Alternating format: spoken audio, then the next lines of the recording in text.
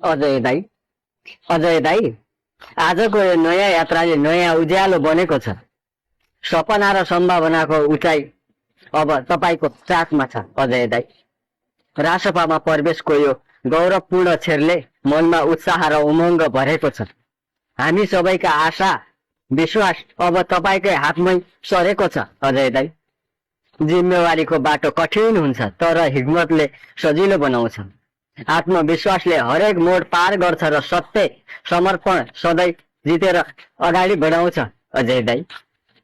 देश समाजका लागि तपाईले ओगटेको यो पथ उज्यालो छ, सम्भावनाले भरिएको छ।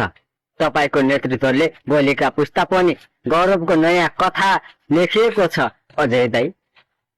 त्यसैले शुभकामना दाई। तपाईको प्रत्येक कदम सफलताको फूल जस्तै फुलिरहोस्। मेहनतको सुगन्ध समय भरै फैलियोस्। रासपामा तपाईको उपस्थिति सदैव प्रेरणादायी बनिरहोस् अजय दाई।